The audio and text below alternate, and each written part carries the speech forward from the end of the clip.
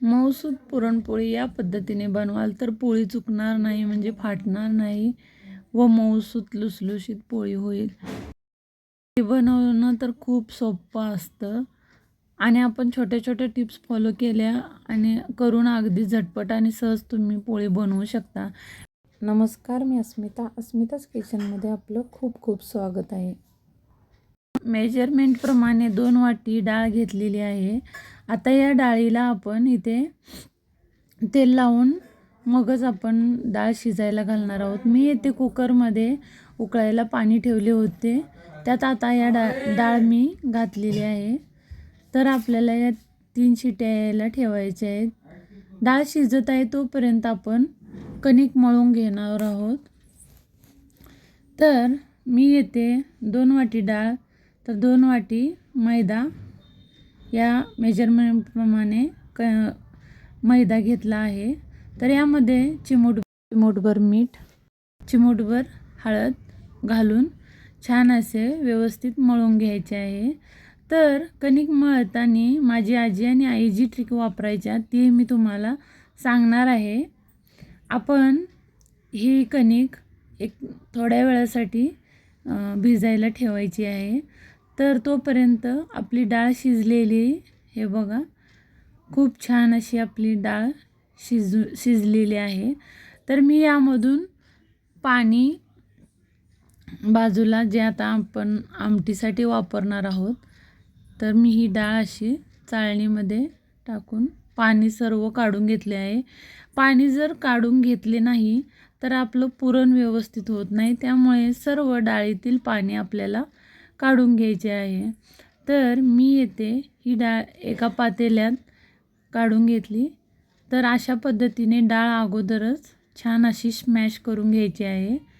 तर 2 वाटी डाळ, 2 वाटी मैदा आणि 2 वाटी डाळीला 2 वाटी त्याच वाटीने साखर मी येथे घातली आहे आणि अशा पद्धतीने स्मॅशरच्या साहाय्याने मी आता हे डाळ स्मॅश करून घेतली आहे. येथे 1 चम्मच वेलची पावडर, अर्धा चम्मच सुंठ पावडर आणि थोडेसे जायफळ घालून हे मिश्रण घट्ट होण्यासाठी मी आता गॅसवर ठेवून दिले आहे. तर तोपर्यंत आपण आमटी बनवणार आहोत, त्यासाठी आपण मसाले तयार करणार आहोत. तर मी येथे लसूण, आलं, जिरा पावडर, धना पावडर, खडे मसाले, खोबरं, दालचिनी, मिरी, 2 लवंगा असे घेतले आहे.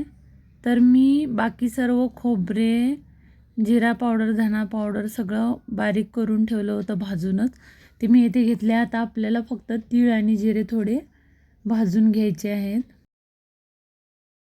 तर मी येथे तीळ आणि जिरेही भाजून घेतले, हे बघा.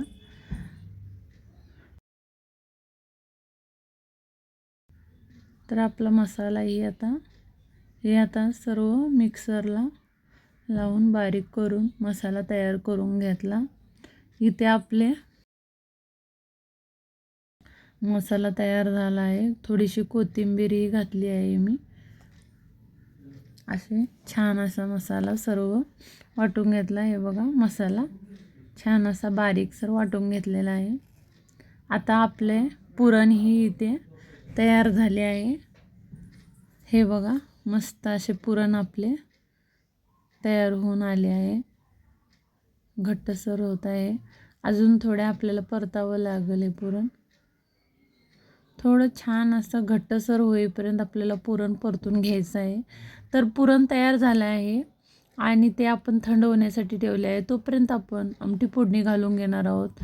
मी येथे तेल टाकून पातेल्यामध्ये जिरं, मोहरी, कढीपत्ता आणि लसूण टाकून लसूण छान अशी भाजून घेतलेली आहे तेलात. त्यानंतर आपण लाल तिखट टाकून आपल्याला मसाला हा थोडाच घालायचा आहे. हे बघा, छान असे सुंदर आपण हा मसाला छान असा भाजला पाहिजे, तरच आमटी ही छान होते. तर मी हे सर्व टाकून 2 मिनटासाठी मसाला असं प्लेट ठेवून पातेल्यामध्ये 2 मिनटासाठी छान असा वाफलवून घेतला आहे. मसाला हा छान शिजला ना मग आपली आमटी खूप छान होते. तर मीठ टाकल्यानंतरही 2 सेकंदासाठी फक्त आपण हे 2 सेकंदासाठी झाकून ठेवले. त्यानंतर जे आपण डाळीतील पाणी काढले होते ते आपल्याला ह्याच्यामध्ये आता घालायचे आहे. असे तेल सुटल्यानंतरच मगच आपण डाळीचं पाणी आपण डाळी हे घातले. हे बघा मस्त अशी आपली आमटी तयार आहे. हे बघा आमटीला कटही किती सुंदर आलेला आहे. तर आपली आमटी तयार आहे. तर आता आपण पुरण बनवणार आहोत. तर मी इथे एक पातेलं घेतलं आहे, त्यामध्ये ही चाळणी ठेवली आहे आणि आता आपले हे पुरण बनवून घेतले. हे बघा अशा पद्धतीने हे पुरण आपल्याला चाळणीमधून बनवून घ्यायचे आहे. हे बघा पुरण असे छान असे मऊ, हे बघा अशा पद्धतीने पुरण झाले तरच आपली पोळी सुंदर होते. आता इथे आपल्या कणकेला मस्त मऊसरपणा आला आहे, पण आज आपण इथे तेलावरची पोळी बनवणार आहोत, त्यामुळे कणिक मऊ असणे खूप महत्त्वाचे आहे. आपल्याला जो पाटा, वरवंटा किंवा मग खलबत्ता जे लोखंड असते, खलबत्त्याचे जे लोखंड असते त्याने आपल्याला या कणकेला असे ठेचून घ्यायचे आहे. त्यामुळे आपली पोळी खूप सुंदर होते. तर माझी आजी आणि आई अशा पद्धतीने पोळ्या बनवत असत. तर मी येते कणिक छान असे कणकेचा छोटासा गोळा घेऊन त्यामध्ये पुरण भरले आहे, तुम्ही बघू शकता. तर आता आपल्याला ही पोळी, तेलावरची पोळी आपल्याला हे लाटून घ्यायची आहे. मी येते प्लेटमध्ये तेल घेतले होते, त्यामध्ये आपण जो गोळा बनवला त्याला आपण छान असे बुडवून घेतले आणि ही पोळी बघा तुम्ही पाहू शकता कितीही तुम्ही पातळ बनवा, ही पोळी फाटत नाही आहे किंवा पुरणही तुम्हाला बाहेर येताना दिसत नाही आणि पुरण सगळीकडून सारखे असे आणि अशा पद्धतीने लाटण्यावरून उचलून आपल्याला पोळी ही भाजायला टाकायची आहे. तर दोन्ही बाजूनी छान अशी पोळी तुम्ही पाहू शकता किती सुंदर अशी पोळी आपली तयार झालेली आहे. दोन्ही बाजूनी खरपूस थोडे डाग येईपर्यंत आपल्याला ही पोळी अशी भाजून घ्यायची आहे. हे बघा मस्त अशी पोळी आपली तयार आहे.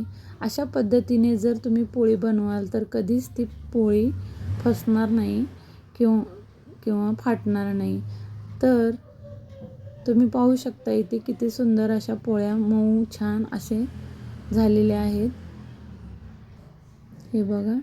तर चॅनेलवर जर नवीन असाल तर लाईक, शेअर, सबस्क्राईब करा आणि परत भेटू एका नवीन रेसिपीसोबत. तोपर्यंत बाय बाय.